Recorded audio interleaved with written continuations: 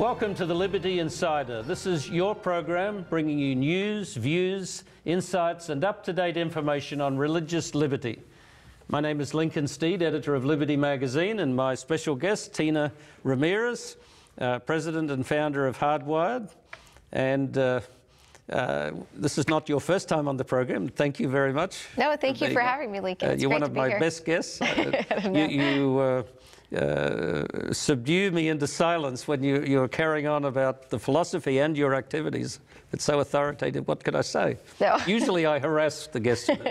But I know you have a burden to communicate religious freedom principles, not just all over the world, but here in the United States and to young people. You know, what can you say about programs that you have to try to educate that way? Yeah, thank you so much for having me. So Hardwired is an organization that provides education and training around the world to establish leadership in countries where religious freedom is most at risk for this human right. And in the United States, when we first got started as an organization, we saw a really unique need that younger generations weren't really aware of this human right or why it was valuable. And in particular, in my travels across the country to different universities and different youth groups, I found that a lot of students weren't aware of the challenges here in America or the history in America of religious freedom or of really what's going on around the world that is putting this freedom at risk for others and for them here. Now, why do you think it's so? I mean, it's an obvious reality. You know, you could talk to any number of people involved in the field, and they all agree that the young people don't really understand it. They're just indifferent, largely. Right. Well, why is that? So what we found is that a lot of the issues that they would typically hear about religious freedom are some certain conservative issues that were traditionally just been with things that they don't care about, whether it's prayer in the public schools. You know, it's an issue that kind of, happened 50 years ago, but it's not necessarily something that concerns them today, unless it affects like a coach, wanting to pray with his football team or something. But for the most part, it's not a big issue that faces them. And so they see a lot, and then you can name the gamut from their views are changing on a lot of other social issues, and so the more conservative traditional religious freedom issues just don't fall in line with their views of the world. But in addition, they are more concerned with other social injustices around the world, so other global issues like... I've heard that many times. The new generation do want social justice, there's no question. Right. So, I mean, I think some of the big issues that we've seen lately are the issues over racial equality or gender equality and ending sexual harassment or alleviating poverty. Those are some big ones, but also trafficking and ending the trafficking of women and children, or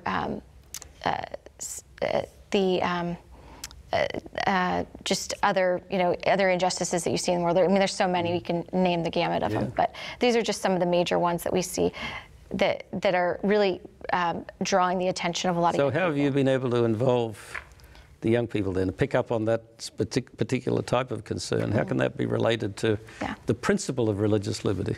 So Hardwired defends the fundamental human right to freedom of thought, conscience, religion, or belief for all people. This is Article 18 of the Universal Declaration of Human Rights, and it really is a foundational human right for having the conscience to even determine what rights should be human rights or not, to have a moral compass, really. Now, you might know more than me, because this is a gap. I've been dealing with this for years, but what was the genesis of that UN declaration? Where did that come from? Do you know who was the author of that and what source did they acknowledge? No, that's a great question, because I think it sheds light on why this freedom is so important.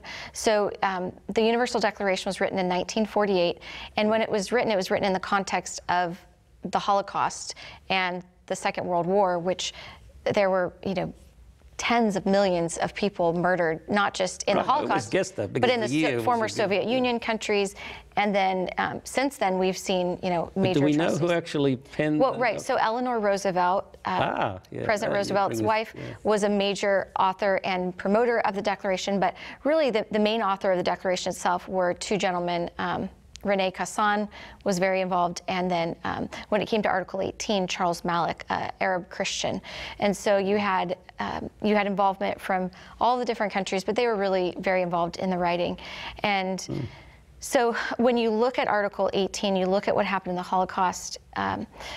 you realize that one of the things that they wanted to do, and in the preamble to the Universal Declaration that it says, is that this declaration was written to recognize the inherent human dignity of all people and to ensure that human dignity is respected for all people. And it has many rights that are recognized that are really essential first freedom. So the freedom of conscience. If people don't have a conscience, if they don't have the freedom of belief, then we end up with situations like the Holocaust where they're just simply exterminated because of their beliefs being different, being unacceptable, being whatever, the government in power at the time determines they are. And I think, post-Holocaust at the Nuremberg trials, when Nazi Germany tried to defend itself and say, well, look, we did all this in line with our own laws, Justice Roberts and the others said, it doesn't matter if you did it in line with your laws, there's a law above the law. And ultimately, that's what the Universal Declaration reflects, is that there's a law above the law, a law in the conscience of man that dictates that certain things are simply wrong. And those laws were floated on the idea that these were less than fully human, not true humans. And so when you look at human rights, right, that they weren't fully human because of their religion or because of their beliefs, which is, crazy to think that we would look at people that way today. And I don't want to derail you, in fact this will, but I have to insert this. I've read some articles lately that point out plain facts that Nazi Germany, before the war, when they were developing these laws, they sent the lawyers to the US and they particularly studied the miscegenation laws of the US. They said that this was their model, not that the US was on the same, well, we were on the same wavelength, not that we were doing those things, but we had a legal structure in place that they took and then turned it in a toxic direction. Right. And I mean, Turkey pulled a lot of what happened in the Armenian genocide was pulled from what Nazi Germany did as well. Yeah, that's interesting. So a lot of, or not Nazi Germany at the time, but I mean, you could see that a lot of these ideas were being shared between different countries too. That's true. And what I would say is, well, slavery goes back much further, but in the modern context, it was eugenics that fed all of this, and that was a global phenomenon. I'm sorry, I meant that Germany pulled from the Armenian genocide, not vice versa. Anyway, but what we see is that young people obviously care about a lot of these injustices in the world, and at the core of what of injustice, so much injustice in the world, is really a violation of the freedom of conscience for so many people, so that they can't live with the dignity. So obviously they're being trafficked in the tens of millions. So you've got 40 to 60 million people as refugees in the world. You've got a couple, 10, 20 million trafficked. You've got, I mean, just amazing numbers of people that are living in horrific conditions where they're denied their most basic human rights. But one of the statistics that I think really shocks a lot of young people is to realize that 79% of the world's population, 8 out of 10 people, live in countries where there is absolutely no freedom of conscience. And so the very freedom that they have to express their beliefs, as anti-religious as those expressions might be, or to be artistic, or to fight for justice, their conscientious, frustrations with injustice in the world, it is not allowed, it's not permitted for 8 out of 10 people in the world. Yeah. And so I think that's really shocking when they would not be able to be who they are, express who they are, live out who they are in 80% of the world. That's pretty shocking. There was a quote that I may have shared on this program, but it's been a while. After 9/11, I remember reading an article where they quoted from an article in Le Monde magazine speaking about 9/11. And it says, we pretty much memorized this statement. It says, we have reached the point with the idea of freedom, so relatively recent and new, is in the process of disappearing from our consciousness. And that's, when you say 8 out of 10, right, that's a horrible figure. Yeah. But even the 20% is really a historical anomaly if you go back in the majority of prior history. It's only really in the last few hundred years that this idea of human self-determinism and the right of the individual and conscience on a larger scale has been given any rights. So we've got to fight harder. We'll drift back into the Dark Ages, literally, I think. Right. I mean, we had a period of individual rights. Since the Magna Carta, we've been moving that direction. Well, you can trace it to the beginning of it, but that was not a good time. No. But you can trace it from the rights of man and rising up into the 1800s, a big movement for that. But right now, 10 years ago, and we've said this before, 10 years ago, the Pew Research Center said that 67% of the world's population lived in countries where there was egregious violations or repression of this freedom of conscience. Now it's 79% just in 10 years. So in 10 years, we've had this trajectory that's not good for human conscience, human freedom. And for young people today, one of the things that we recognize is that to maintain your convictions about all this injustice in the world, you have to have the freedom of conscience. And if we don't make a stand today, you will not have the freedom to do that in the future. And so we at Hardwired have started a campaign called Journey for Freedom to help young people recognize and have real conversations about what that freedom means for them and for people around the world. Good. I like the idea because a journey, it's something moving. It's not a static thing. It needs to develop in a positive direction, right? Yeah, and it won't just end, it won't just end when the Journey campaign ends, but right now Hardwired has started a campaign called Journey for Freedom, and we're inviting young people and communities across the country to join us to challenge themselves every month to take one step closer to understanding what freedom of conscience and religion is and how they can defend it for others. So to become essentially ambassadors for this freedom in their communities so that we can preserve it for others. And how are you connecting with the young people in the communities? Is it through churches and social organizations? So schools? So Hardwired, you can go to Hardwired's website at hardwiredglobal.org, and on the homepage is the campaign Journey for Freedom, and they can download a map, and anyone, whether they're in a church, youth group, or on their college campus, at home, in their schools, you could have entire schools doing this, but you can download a map and then you map out your journey, and every month you get a new challenge when you sign up. And so we're in step 8 now. We're celebrating Martin Luther King's birthday and this idea of honor a hero for religious freedom. So there are a lot of heroes of religious freedom around the world, whether it's Thomas Jefferson or Patrick Henry or whoever it might be in the world, Mahatma Gandhi, I don't know. So we are celebrating heroes this month, but you can do any of the 18 challenge steps any time between now and December of 2017. That's a good idea. 18. Yeah, I mean, there's no question that heroic figures can inspire. I wrote an editorial once about the great man theory of history, which I used to subscribe to more than now. And you can't dismiss the great men, but it takes a lot of men and women responding to make the difference, doesn't it? It does. It takes a ripple effect. So one person can start that ripple, but you want lots of voices to really create that encore. So so in the journey, every month there's a different challenge, and we have 18 challenges, which reflects Article 18 of the Universal Declaration of Human Rights. And this is I wondered why 18. Yeah, so 18 steps, and this is the 70th anniversary this year of the Declaration. It's also the 20th anniversary of the U.S. policy on religious freedom. So we're trying to make this a year where we will really start to have real conversations about religious freedom with people across the country. The Bible says now is the acceptable day, right? So yeah, so it's today. It's today. We'll be back after a short break. Stay with us.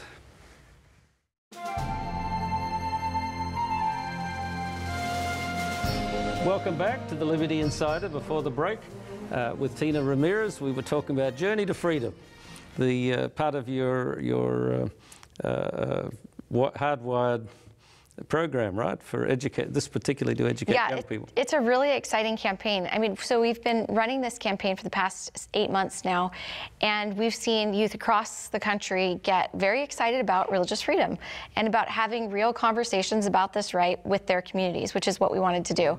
So every month they get a different thing. It could be pitching a tent in their backyard and having a conversation about what it's like to be a persecuted refugee that's had to flee because of their faith, which happens to a large percentage of refugees in the world, to having a Thanksgiving dinner with a refugee or somebody that fled here, and to hear their stories and to understand, with all the immigration debate going on in America, that there are a lot of people that fled here for religious freedom, from many different faith communities. And so to really personalize what this freedom means for a lot of people in America today that You're right. you might not even realize. hear their stories. I mean, it's a few years ago now, but I'm sure even some caught up in this current immigration disaster, not necessarily the policy, but, you know, the human disaster that's ongoing. There's an area of southern Mexico called Chiapas. Used to be part of where my wife comes from, Guatemala, but it's Chiapas.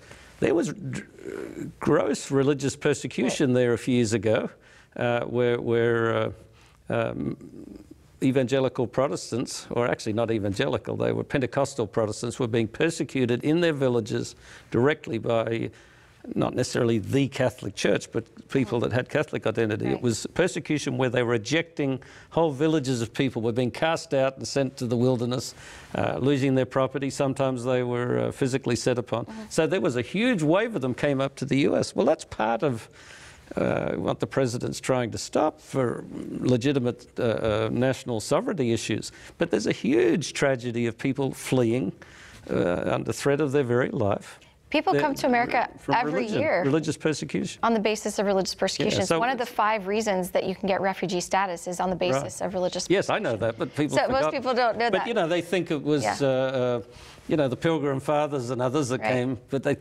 didn't stop there by any means, not even in World War II. No, and we're challenging young people to go out and meet people in public life. I met a guy in Target when I was shopping for Christmas stuff, and I could tell he was Sudanese, and he was, I think, a Dinka. And it was so neat because I could recognize that he was definitely Sudanese, and he had come here recently. So I asked him his story.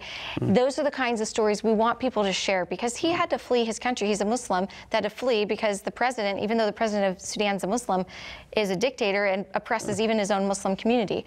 So it was really neat to meet him and to hear his story, and then to share it with others so that people could have a very different perspective of what immigration is like in America. And I think that we, you know, as we started the conversation, we were talking about the fact that young people have a very narrow view of religious freedom because of how it's been portrayed. And we want to expand that conversation and really have a real conversation about it's much bigger and it's global. And what we're dealing with in most of the world is life or death for people that they might be homosexual, they might be bloggers, they might be women, or, you know, whatever, artists, whatever they are, people that relate to the people right around them.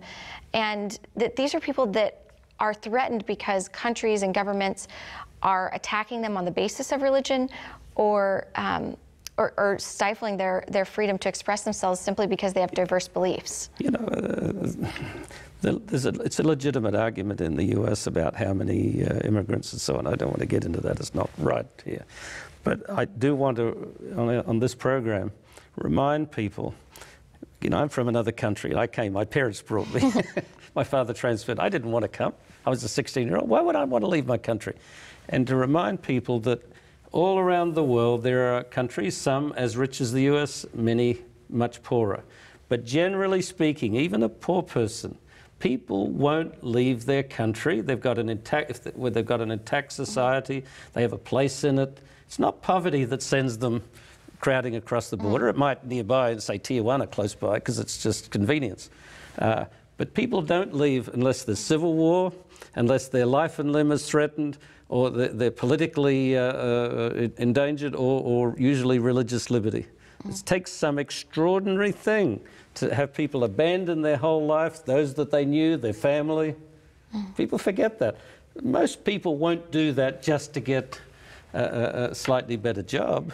Well, and a lot of the refugees that I know that have come, it's very hard because we don't. Even then, it's a trauma for them. It is. It is traumatizing. So, I think that one of the reasons that Hardwired provides education and training in countries for local leadership is because religious conflict is creating so much of the instability that's causing these refugee crises. And so, if we can stabilize those countries, we can make them safer for the countrymen to stay and to not be persecuted, to have a home. I mean, we have such a vibrant culture, so many vibrant cultures in the world, and people want, I mean, like Syria, you know, we shared in an earlier session that Syria is a beautiful country. I love traveling to Syria, and it's so disheartening to know that that is going to be impossible for for several years until a long time. until it restabilizes. But I mean, the world is missing out on a cultural gem and not being able to go to Syria. And I was trying to think. We were talking about Boko Haram in one episode, and I remember seeing a program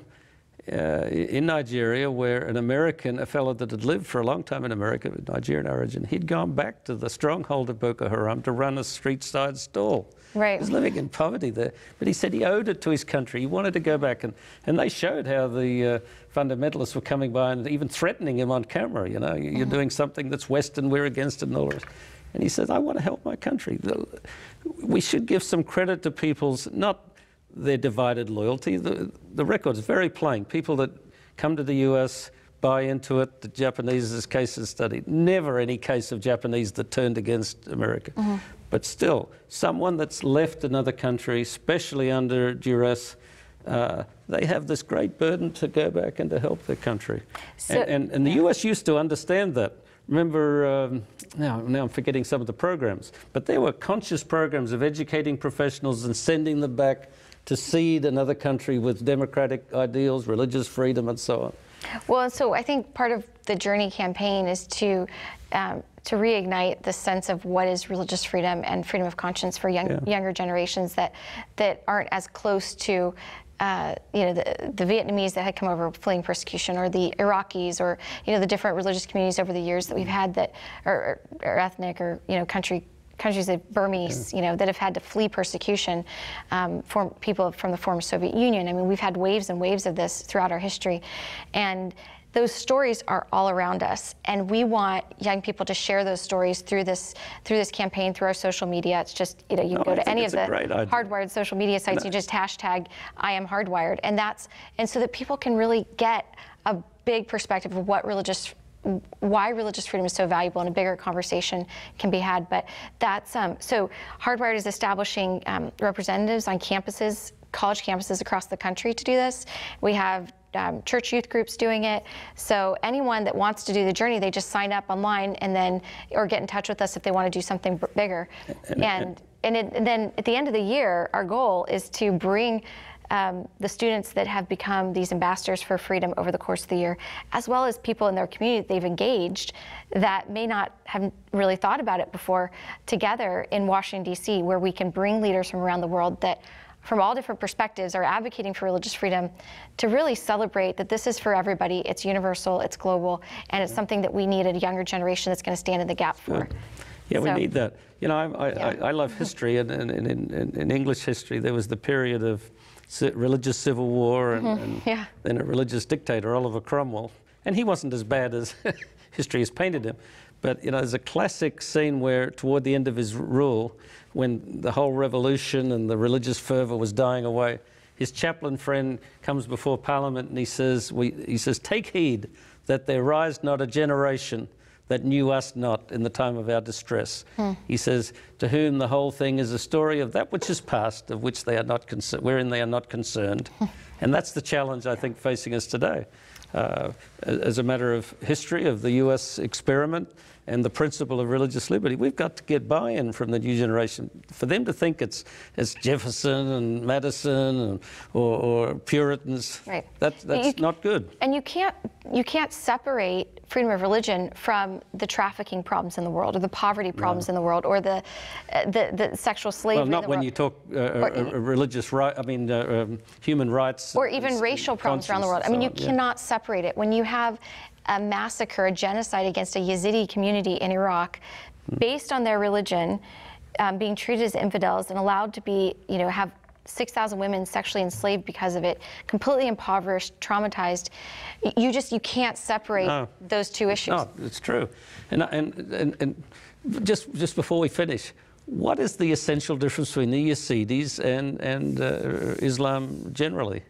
Well, the Yazidis are not an Islamic. I thought it was a spin-off from Islam originally. No, they're different. They're almost descendants of like Zoroastrian. So it's okay. Then that's the connection. Yeah. No, you're doing a wonderful work, and so the future is bright, right? You see that young people are going to respond.